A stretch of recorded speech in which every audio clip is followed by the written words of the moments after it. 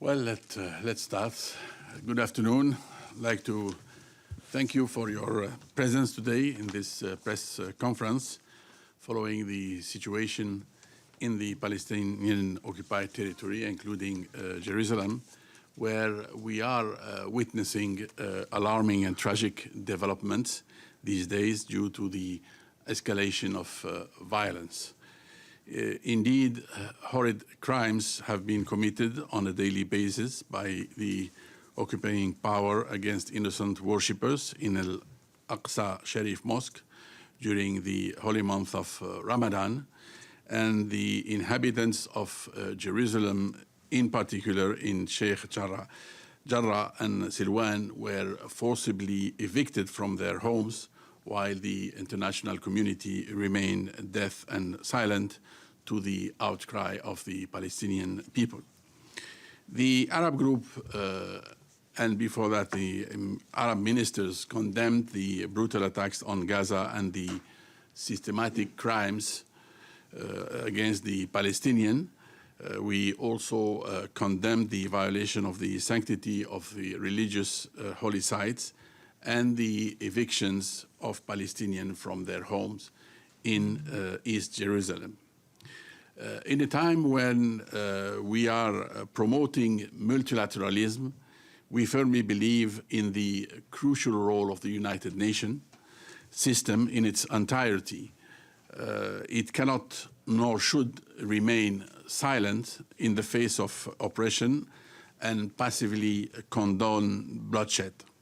So the Arab group, in accordance with the decision 8660 of the Council of Arab Ministers of Foreign Affairs, held on May 11th, engaged in a consultation with the Secretary General, the Security Council, and the President of the General Assembly to explore all ways to put an end to the escalation of violence.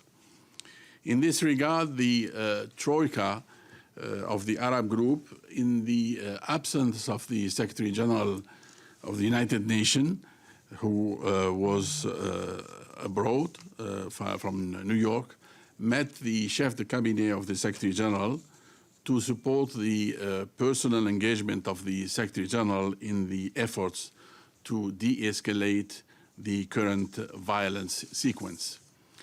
We welcome the personal commitment of the Secretary General and his continued action, and ask him to intensify his contacts with all the world's leaders to put an end to the repression that Palestinians are facing.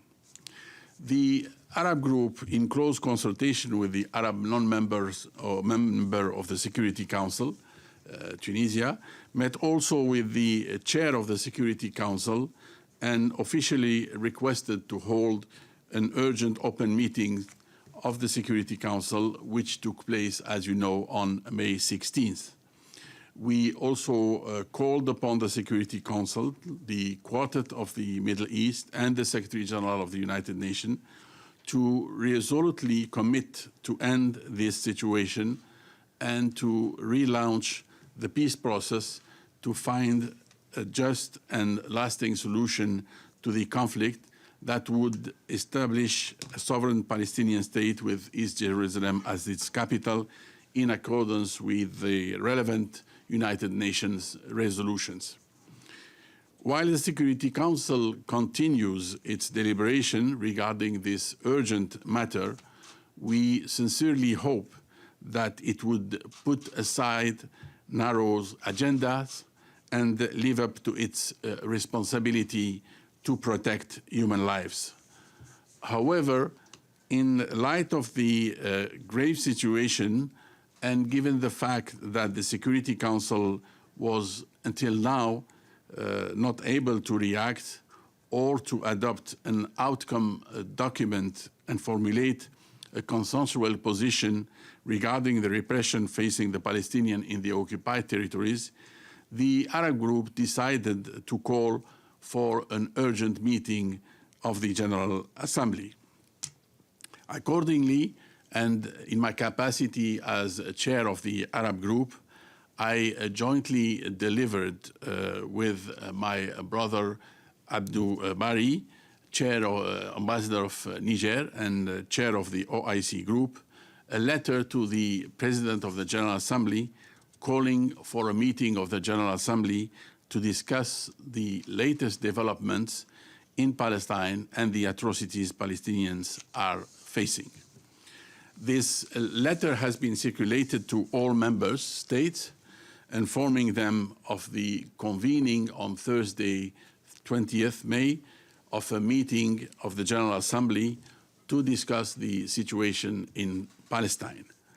I cannot fail the opportunity to express my gratitude to the President of the General Assembly for his swift reaction and constant availability. The United Nations as a whole must raise its voice and contribute effectively to the achievement of a ceasefire. Hence, the request for a meeting of the General Assembly, which aimed to support the work of the Security Council by garnering all efforts to recover the stability beforehand and mobilizing all the actors to launch a political process without any delay. In this vein, member states have the legitimate right to express their position through this universal and democratic forum that is the General Assembly, and thus contributing to putting an end to this escalation of violence and atrocities Palestinian people are facing. The resolution to the Palestinian issues require addressing the root causes of the problem, occupation, enabling the Palestinian people to exercise their inalienable rights to have their independent states within the 1967 borders with Al-Quds al-Sharif as capital is the only acceptable solution and the unique way to bring a real and sustainable peace to the region. And I thank you. Now give the floor to my brother Riyad to add some element. Good afternoon, everyone. I am happy to see many friends face to face. I want to begin by expressing our gratitude to the Arab group, to the OIC group, and yesterday to the NAM group, who have joined in calling for the meeting of the General Assembly, which will take place on Thursday. My understanding that there will be a large number of ministers attending that meeting, and we appreciate the fact that there will be a massive solidarity expressed to the Palestinian people as it was expressed in the last meeting of the Security Council, in which about 10 ministers, including the Secretary General, attended that meeting. For us, the immediate thing that we need is a political will to stop this aggression against our people. This current aggression by Israel, the occupying power against our people, started at the beginning of Ramadan, when they exhibited the Israeli occupying authority, along with extremist, racist, terrorist Jewish groups who were chanting in front of Bab al-Amud, Damascus Gate, burn the Arabs, death to the Arabs, denying our people of their religious right to pray during the holy month of Ramadan in Al-Aqsa Mosque and Al-Haram al-Sharif. These confrontations from the occupiers in the holy sites and the threats to expel people from their homes in Shiekh Jarrah and Silwan accelerated the situation, and our people heroically, peacefully, in these locations in occupied East Jerusalem, resisted these fascist activities by the Israeli occupying authorities. That followed about 8 or 9 days ago by massive military aggression against our people in the Gaza Strip, in which, up to now, and one can count, 213 Palestinians in the Gaza Strip were killed, among them 61 children, 36 women, 16 elders, and about 1,500 injured. And you add to that more than 30 Palestinians in Jerusalem and the occupied West Bank were killed, and about 4,000 injured.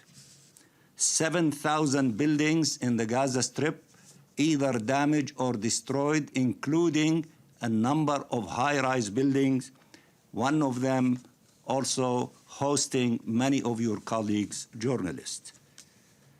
These crimes against our people require from the international community a resolve to stop this aggression against our people.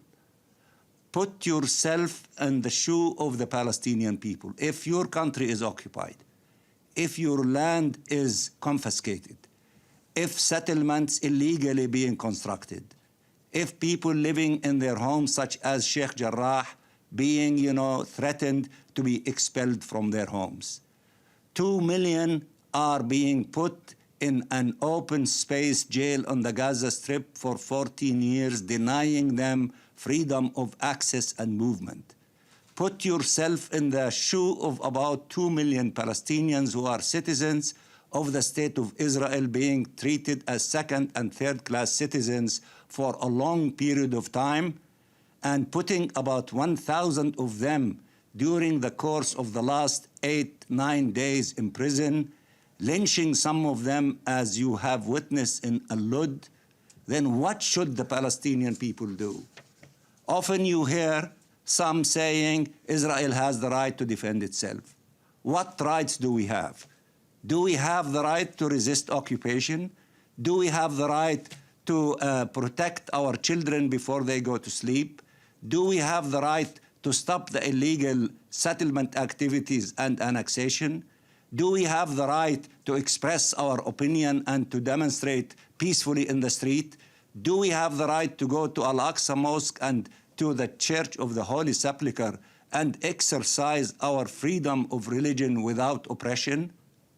So those who lecture to us about human rights, then look at what is happening to the vulnerable Palestinian people who are saying enough is enough.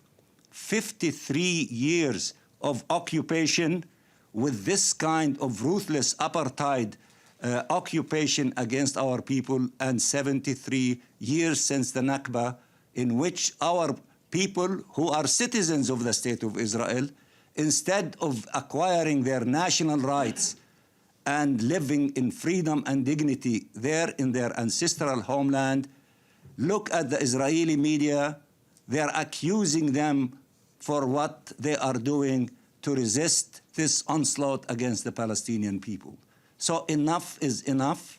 And I can tell you, although the immediate responsibility of the international community is to bring a ceasefire immediately, the second, responsibility, or what we want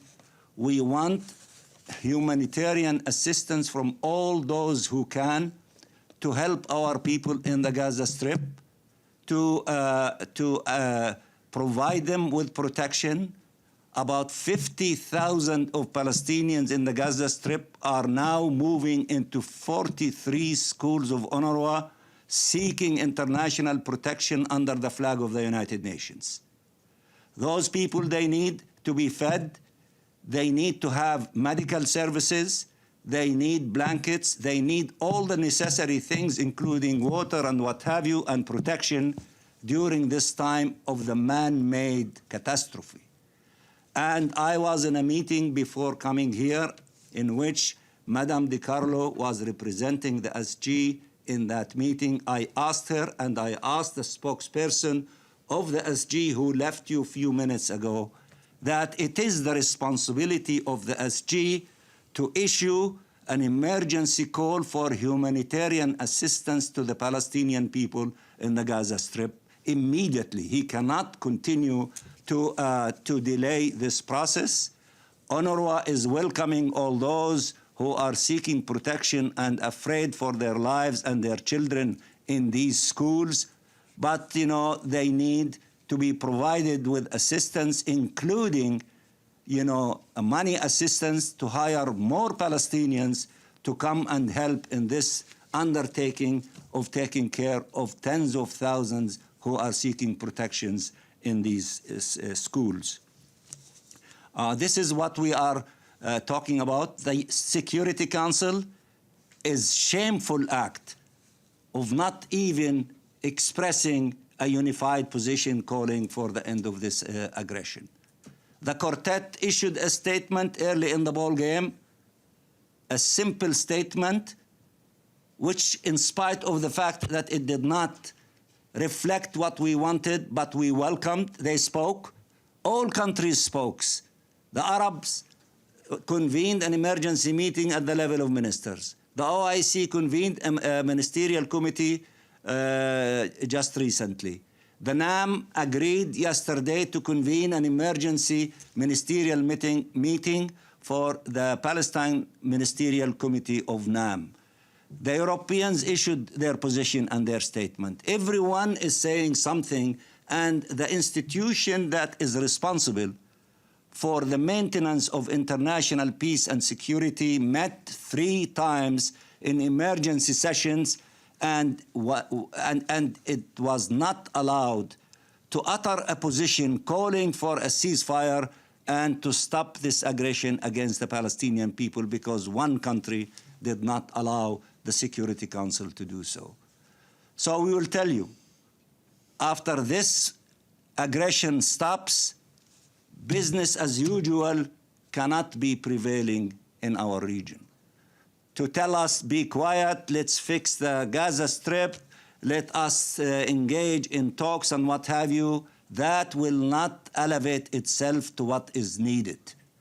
What is needed, as was demonstrated by the Palestinian people in both sides of the green light and in every corner of the globe, including in New York, in Chicago, in Washington, in Sydney, in Malaysia, in Indonesia, in the refugee camps, in Jordan, in Lebanon, in Syria, everywhere, that we cannot continue to live under this oppressive apartheid regime, that what should happen, this occupation has to end, and we need to have the independence of our state with East Jerusalem as its capital, where we can live with dignity and freedom, and to begin the process also of addressing all other issues facing the entire nation of the Palestinian people.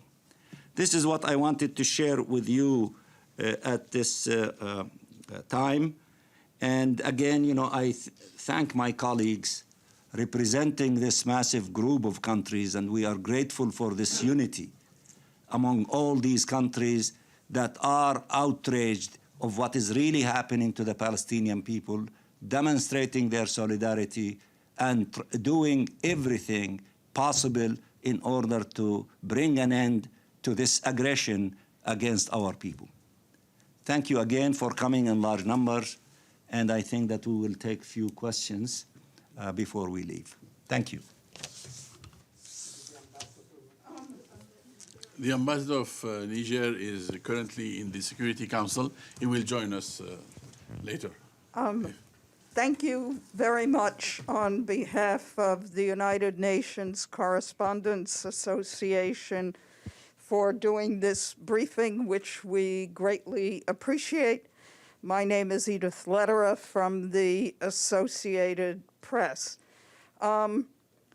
The Biden administration says that they do not support a statement in the Security Council at this time because of concerns that it will interfere with their efforts to de-escalate the situation and reach a ceasefire.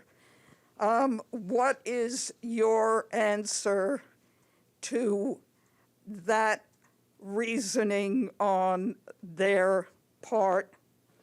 And secondly, you mentioned you mentioned quartet involvement. The quartet involves 4 parties, including the United States. So do you have any specific ideas of what they should be doing right now? Thank you. I take it that these questions are addressed to me, or They're addressed to whoever wants Sofiane, to anyone? answer. Then I will respond. Thank you. Thank you for your question. Well, as my brother has said, Riyadh, we are disappointed to see the Security Council unable to pronounce itself on the grave and serious situation on the ground. We deem it important that the Security Council produce an outcome that would help calm tensions and de-escalate the violence and call on the occupying power to exercise restraint.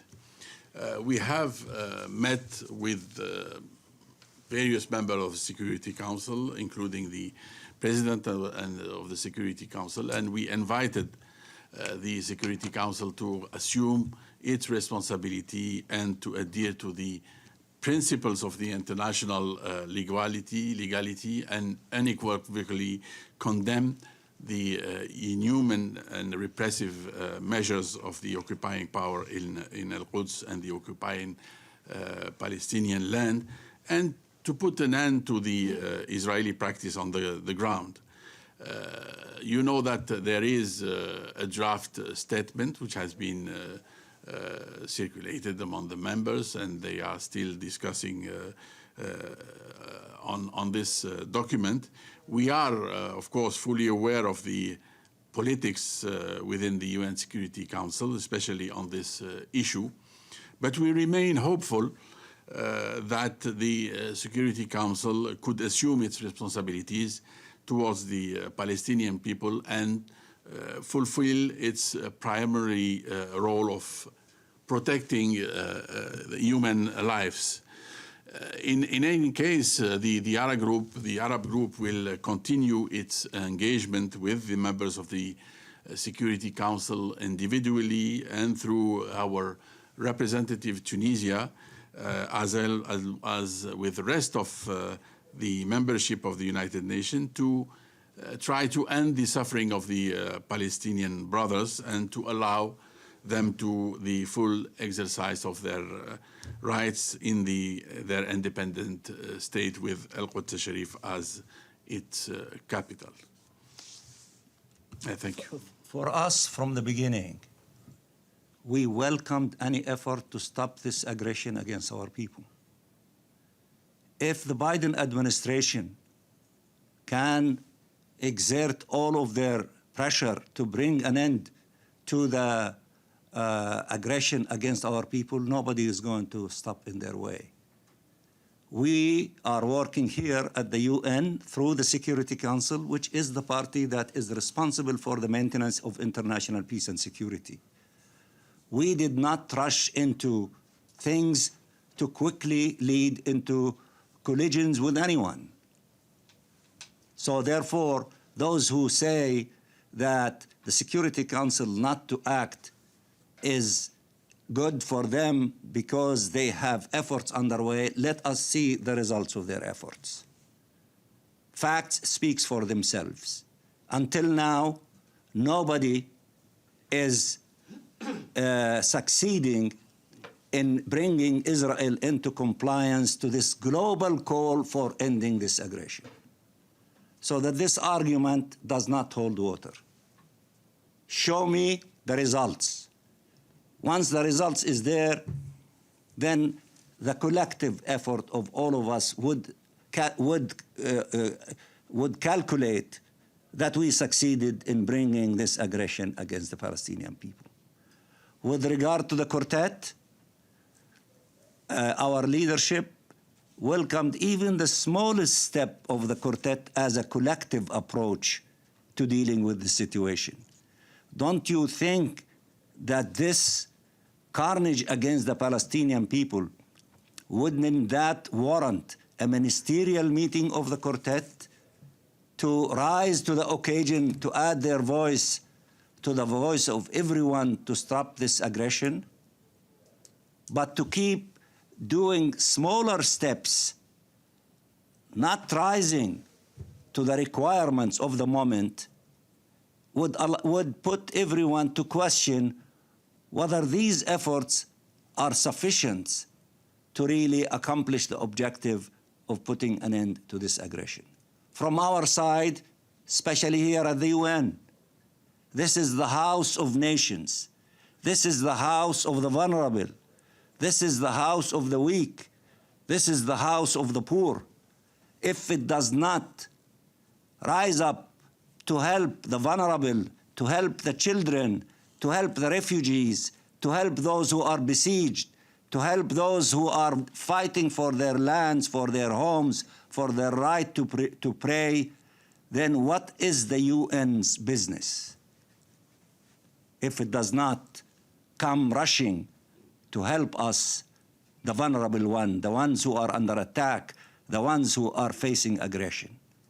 Nevertheless, we will not give up. We will keep knocking on the door. Nevertheless, our people everywhere, the Palestinians, in the occupied territory and both sides of the green light, you do not find a single one raising the white flag. Today, tens of thousands were demonstrating in all cities in the day of strike and the day of rage to stop this aggression against our people. تفضل يا طلال. Thank you, Ambassador. My first question, I have a couple of questions for you, and feel free, whoever wants to answer. My first question is concerning the meeting of the GA on Thursday. We were told in the beginning, if the Council does not come up with a statement, a strong statement, we will go to the General Assembly and have a resolution there voted upon by the members states of the United Nations. Now we have seen the very weak statement at the Security Council, and we've seen how it was blocked by the United States. So we were expecting to see the Arab and the Muslim groups to go to the General Assembly and submit a draft resolution that will speak to the situation. Otherwise, we will have another meeting like we had on Sunday in the Security Council, full of speeches and no outcome. Now, we understand yesterday from the General Assembly President and his spokesman that there will not be an outcome. There will not be a draft resolution.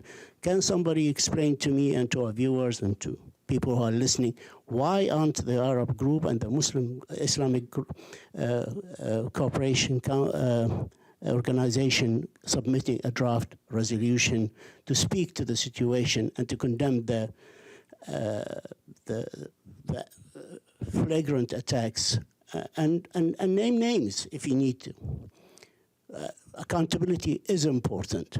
And my second question, please, if I may quickly, you called upon the Secretary General to have an emergency humanitarian call in Palestine, and rightly so. But what guarantees that the occupying power, Israel, will give the United Nations humanitarian workers the access they need to give the help needed to the Palestinian people? The first issue, just thank you for your questions. Now, we believe that by organizing the meeting of the General Assembly, the international community will first demonstrate its solidarity with the Palestinian people. It will also raise awareness on the suffering of the Palestinian people, and it will confirm also the fact that the Palestinian issue is still an important one to all the members of the Security Council.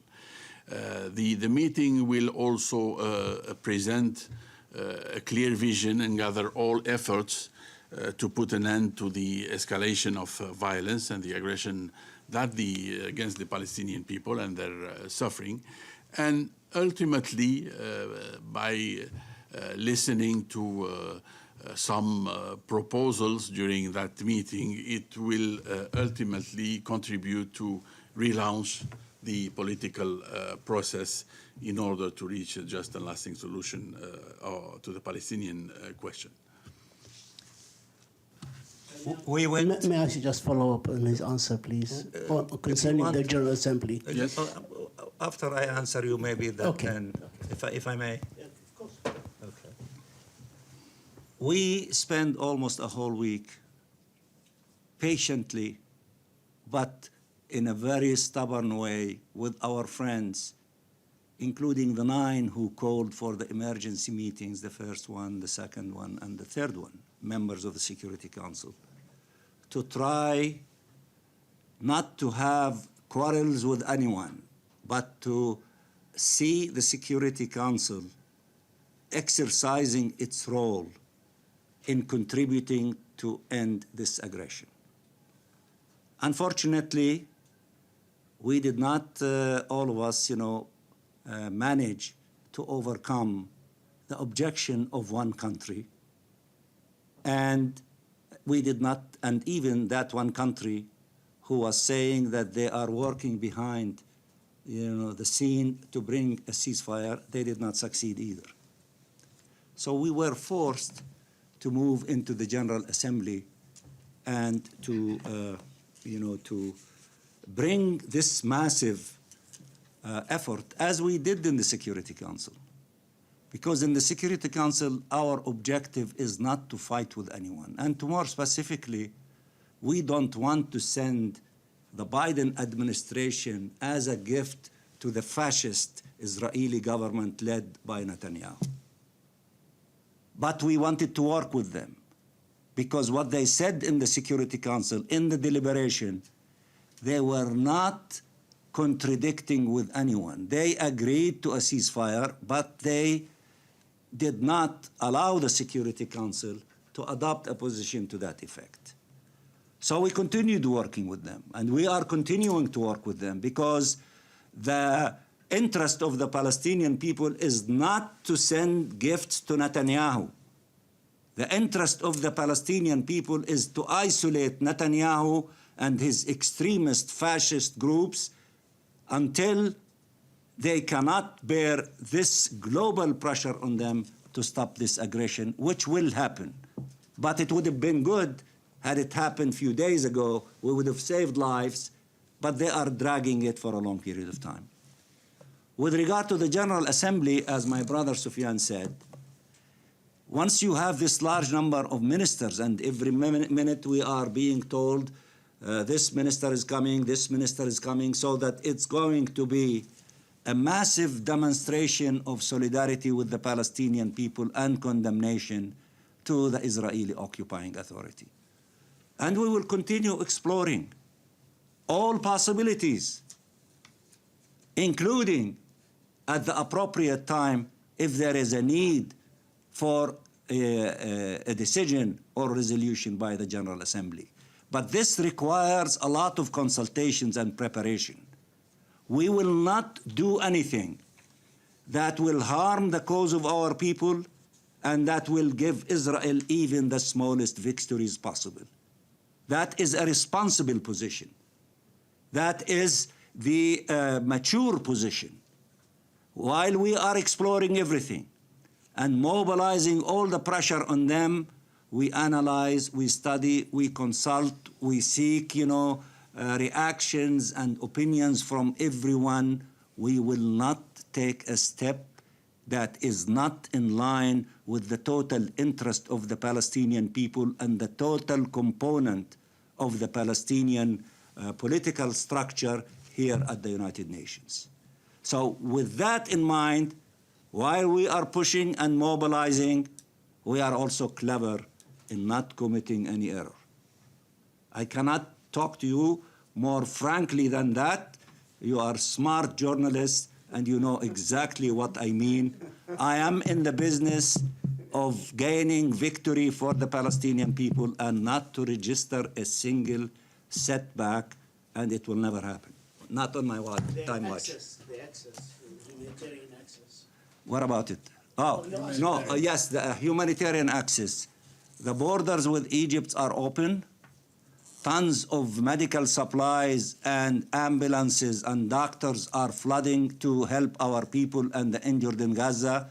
And also hundreds of injured are leaving through the Rafah crossing to Egypt to be taken care of for in Egyptian hospitals. We appreciate that.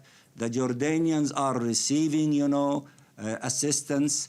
They are crossing the bridge or sending them in their own ways. So what are you asking the United Nations to do? The Secretary General? He has to make the call and to say that the UN agencies are ready and willing to receive and to administer. Let me just say one additional thing.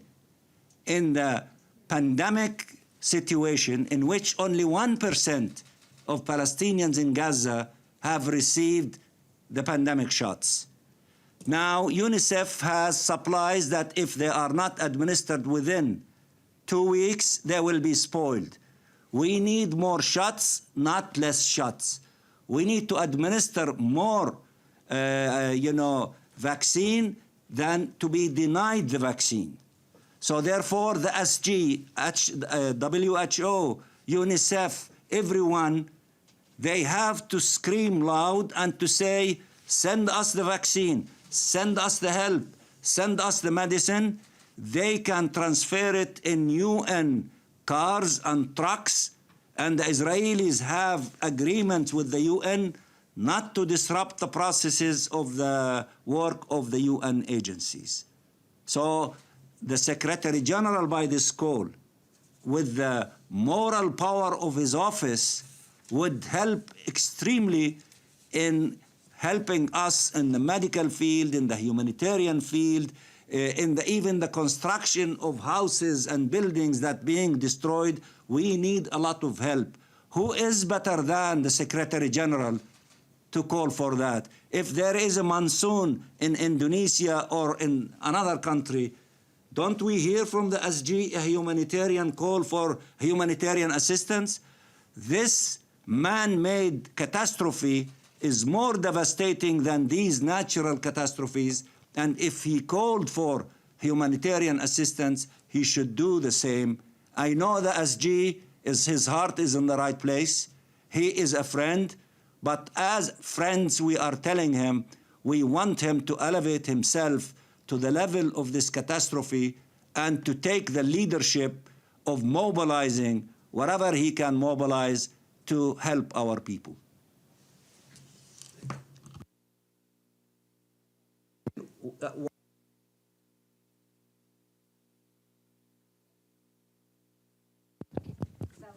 Thank you.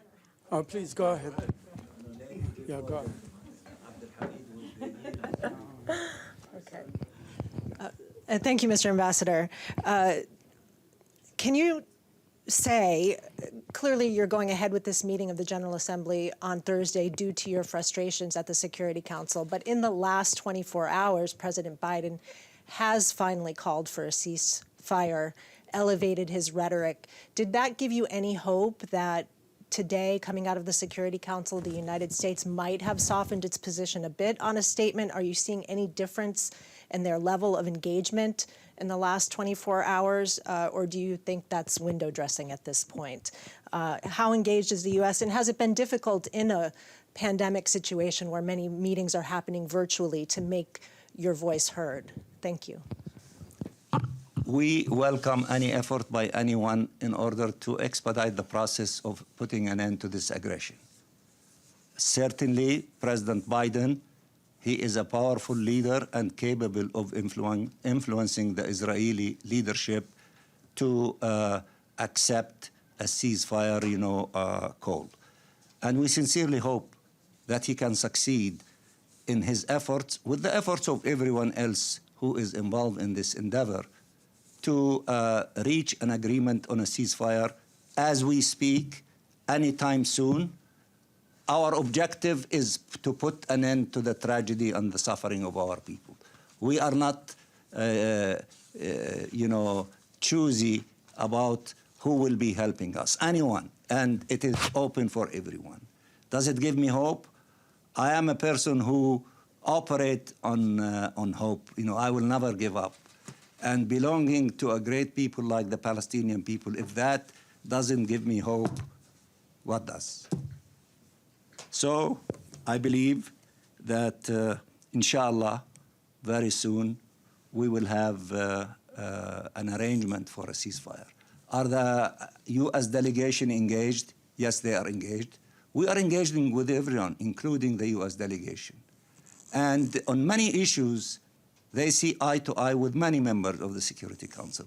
But at the end of the day, you know, we need a product. And when they are not authorized to approve a product, then we have a problem. Do we give up? Never. Do we continue the course? Yes. Do we continue working with everyone? Yes. Our duty is to expand the base of support for the Palestinian people. That is our noble duty. As our people fighting in a heroic way to defend their rights on the ground, the least that we can do to bring every possible support in the international arena to them and to stop this aggression against them. We will continue working with everyone in order to bring an end to this aggression against our people. Abdul Hamid, تفضل. Thank you so much, Abdul Hamid al-Siyam from Al-Quds al-Arabi. My first question is addressed to His Excellency, the Ambassador of Algeria, Sofiane Mimouni. Do you see the Arab group is doing enough? And my question also, do you see the Arab countries are doing? Have you seen countries calling their ambassadors back? Have you seen any country boycotting Israel or canceling the peace agreement with Israel? Have you seen the Arab countries deciding to change course in their treatment or in dealing with Israel, or just issuing a statement and going? When the aggression, when Gaddafi was threatening his own people, the Arab League immediately called for NATO to interfere. Why they don't do something more than just condemnation and calling on the international community? How many times you're going to be calling on international community, and you know that the international community will fail you again and again and again and again? Why you keep doing the same thing? يعني there is a proverb in Arabic it says اللي بجرب المجرب عقله مخرب. When you do the same experiment again and again, it will give you the same results. That means something wrong with you with your mind, not with the results. And my question to Riyadh. First, I disagree using the word ceasefire because it shouldn't be used because it's an end of an aggression. The both statement of the Secretary General and his special envoy, Tor Wensland, use the word like in response. Exactly that's what Wensland said. In response to rocket, Israel did though.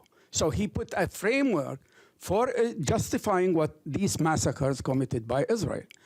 And they kept calling on both sides the end of fighting. So they are equal footing. Can't they see that this is not two equal partners?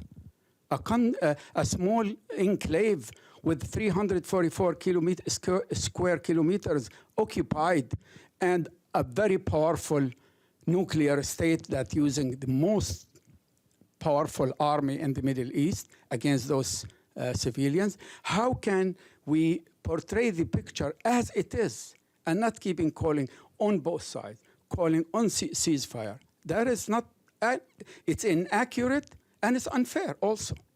Thank you. Thank you for your question.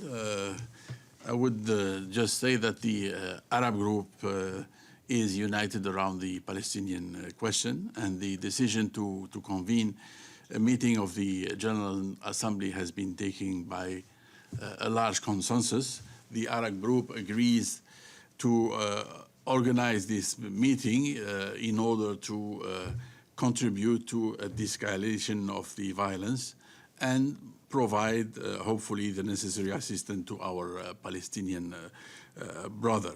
We have, as a group, spared no effort to mobilize the international community and the United Nations to stop the escalation of violence. We met, as I said, with the President of the General Assembly. We met with the President of the Security Council, with the members of the Security Council. We met the Chef de Cabinet of the Secretary General. We are hopeful that we will meet the Secretary General himself personally in order to ask for an end to this escalation of violence. And it is because of our action and our calls that the Security Council is now discussing the issue and discussing the possibility of adopting a document. And this is why our brother from Niger is not with us. And we remain hopeful that the Security Council will achieve a consensus and adopt a document that will help to de-escalate the violence. I think, Abdul Hamid, if you play the record of this press conference, you will see that I used the end of aggression against our people maybe 50 times, and I used ceasefire a few times. So that's the record. I started from the beginning that this particular aggression that started against our people is from the first day of Ramadan. And I repeated end of aggression, end of aggression, end of aggression to the I don't know what. So that's in fairness. But yet I'm not a nihilist. Anyone that can use any words they want to bring an end to this aggression, I welcome it. That is the interest of the Palestinian people. I want to save the life of Palestinian children, women, elderlies, everyone in the Gaza Strip. They can call it whatever. They don't listen to me and to repeat what I say every time. But I am welcoming any effort that will put an end to this aggression. That is, in my opinion, a responsible position. I am not in a situation to give an emotional reaction. After all, I represent all the Palestinians here at the United Nations, and everything I say, everything I do, it has to be measured on the basis of how it defends the interest of the Palestinian people. Now, with regard to what the Secretary General and Tor Wensland say, I wish they give narrative closer to what I like. But yet, in the same time, I don't only listen to a portion of what they say and close my ears about significant portion of what they say. Again, I say that I should be held responsible and accountable for pushing segments to be friends with Israel. I should be held accountable of how many I can bring to support the Palestinian people. Of course, they don't necessarily support them exactly like me, or like Algeria, or like Niger. But anyone who supports me in any form or shape, I am appreciative. That is the interest of the Palestinian people. I can talk to them in appropriate places, not to expose them, not to fight with them. You are a journalist. You can ask them whatever you want to. We never tell you what to do or what not to do. You have the freedom to ask whatever you want. But I am an official. Everything that I say and everything that I do, it has to be measured on the scale of how it will help or hurt the Palestinian people. I will never hurt our people. My job is to help, to help, to help, and to be very cautious, very responsible, not to give gifts to the other side. And let me conclude by something that my brother, Talal raised about accountability. Of course, there has to be accountability. That's why we urge the ICC to begin the investigation of these war crimes, of settlements and the attacks against the children, against the civilians, and against the infrastructures, the schools, the properties, everything in the Gaza Strip and in other parts of the occupied territory. We are not afraid of these things.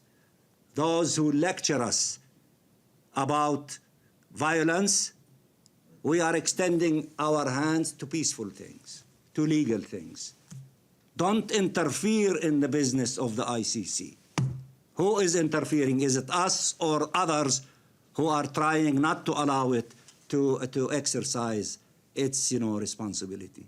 Let the ICC begin the investigation of who is committing war crime and to hold them responsible and to give them the punishment that they deserve as committers of war crimes and crimes against humanity.